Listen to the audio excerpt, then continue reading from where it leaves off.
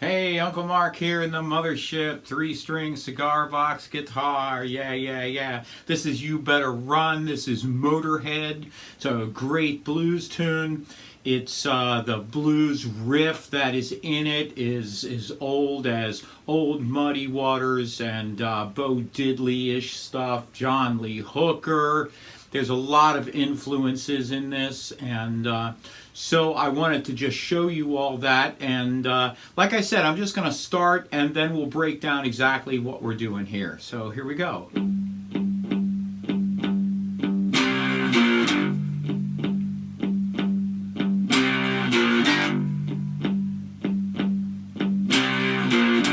There ain't no reason to lie to you. What's in the cards is what I do. I was born a running, laughing out loud. My feet on the ground, my head in the clouds. You better run.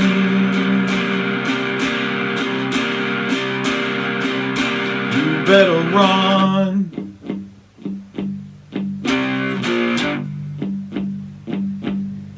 I got a blade like lightning, silver bullets in my gun.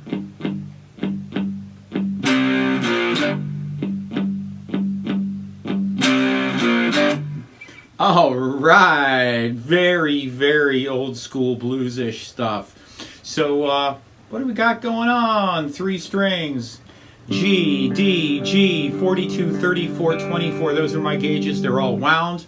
I'm playing here through a Roland Mini Cube, and I'll show you those settings.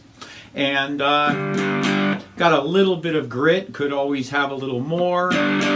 But that's what I've got going on. The key to this tune is the rhythm. Many times, a lot of guitar players, cigar box, 6-string, shovel, you know, the whole gamut. Rhythm is the toughest part. Rhythm is always the toughest part. And so what I want you to do is this little sequence, this da-na-na. I want you to get this down right. So what I want you to do is start taking that G string. By the way, this song is in D sharp, so it's here. Here.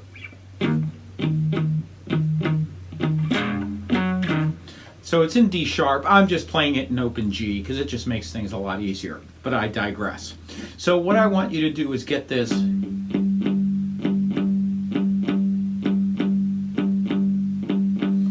bum, bum, bum, bum, bum. Because that's the key to this tune, is that rhythm right there.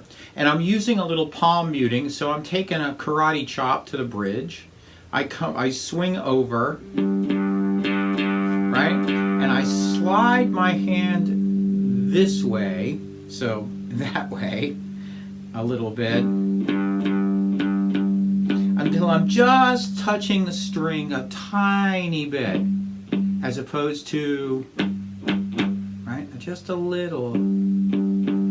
Your hand has a certain distance where it can reach. Okay? So with this guitar, it's right a bit below the pickup there with my pick, you know, or if you play this way, that's fine too. I'm more a karate chop kind of guy. If you need some more on that, I do have a lesson on palm muting. It's in my Just a Beginner playlist. So I've got this dun dun dun dun dun dun dun dun dun dun dun dun dun dun dun dun dun dun. Okay, so that is the underlying rhythm. Is this bum bum bum bum bum bum bum bum. If you had a bass player or a drum, you'd be going bum bum bum bum, and it would really make things easier to hear. But that's what I want you to hear. C, B flat, open. How do we know what these chords are? G, G sharp, A, B flat. Important chord. There's the dot. There's the moon. Just remember that.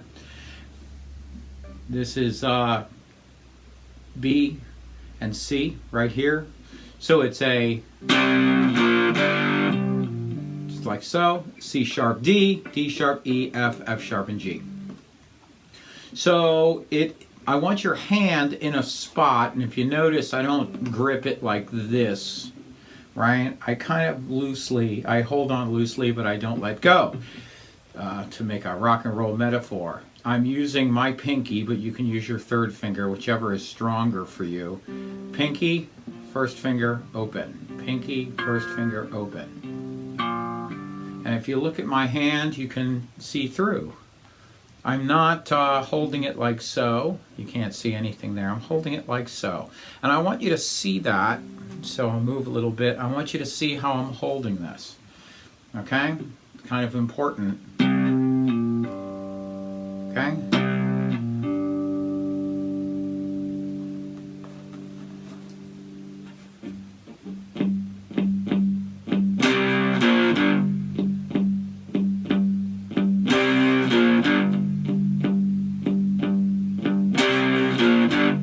That's the key to this, is that Bo Diddley-ish, muddy water-ish rhyme there. Bo Diddley-ish. It's all that old school.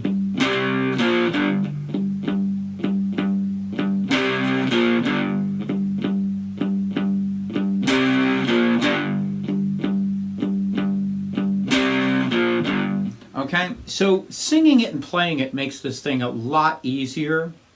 Because you're going to do there ain't no reason. There ain't no reason to lie to you. And so you're using that as your phrasing mechanism as well. So there's another couple of chords in here that I like. C. You better run, you better run. And D.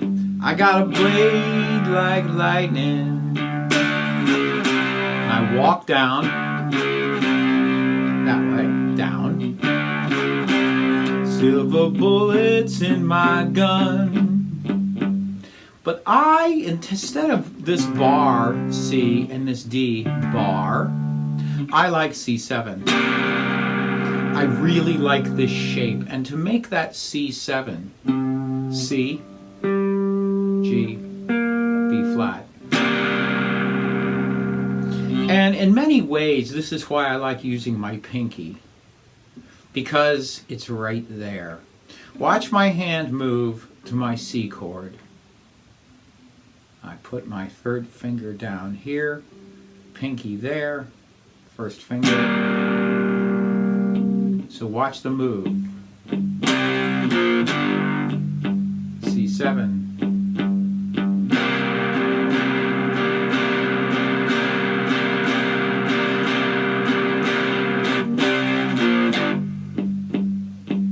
Right? My pinky is always right in this little spot, okay? So it's on. I've made the C7. The D7 is the same shape. You're just moving it up 2 frets.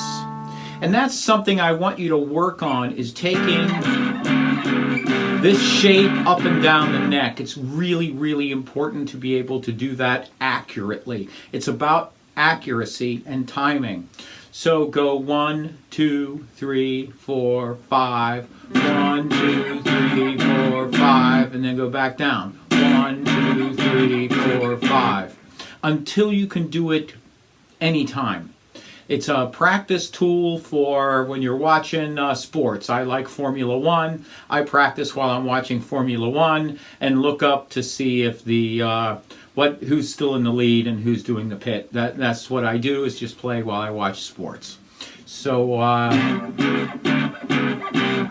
so this D, it is a D, of course, A, C. That would look like 7, 7, 5.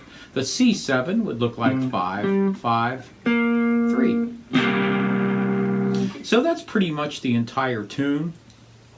If you have a handy slide, you can do it.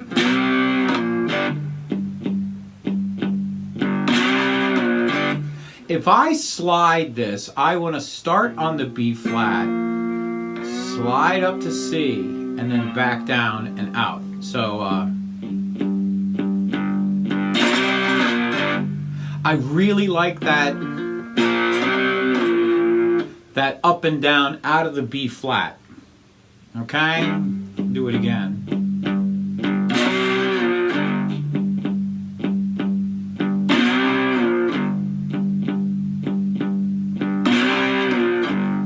And then when you go to the C, it's just a 5th fret.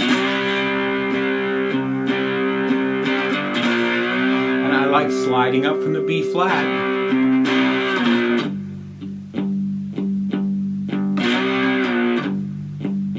Going to the D. And sliding down. 1, 2.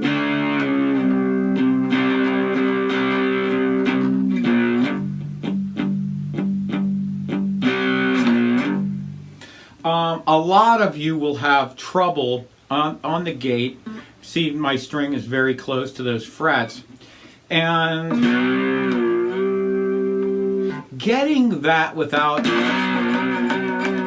tapping and making all these funny squeaky noises, it takes time, okay? I don't want to tell you to raise up your strings. I think that's false, and I think that is detrimental in the long run. You have to learn to play very deftly. You have to be very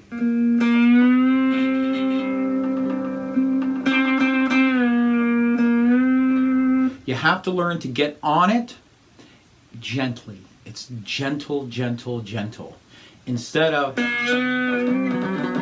hear all that hitting.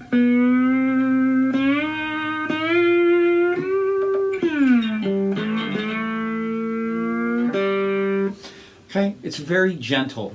So I don't want to tell people to lift their strings off the frets. Tight is fine. You want it to be as tight as you can have it without fret buzz.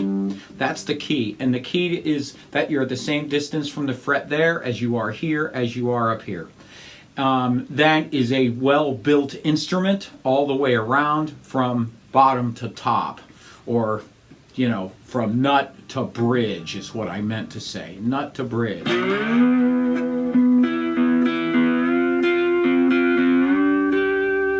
So learn to be gentle, and a lot of times you can take your finger and you can use that to kind of keep your pinky or your second finger, your third finger, ring finger off the frets. So if you notice, my fingers are together like so, and the bottom of that slide is at the same distance as that finger. I'm guiding it in with this guy. So just a little thing about how that goes. And so you could play this on your fretless as well. All you have to do is just study where the frets are. This is Uncle Mark in the Mothership. Thank you so much for everything you do for me. I really do appreciate it. We got more good stuff coming. $1 a show is all we ask. I do have a PayPal link here down below. It's a paypal.me/Uncle Mark Tips. Again, thank you.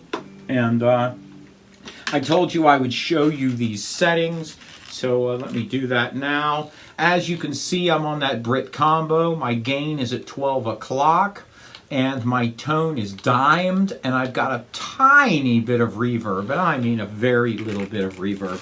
So that gives you an idea of the tone we've got going on here. Thank you so much for everything you do for me. I really do appreciate it.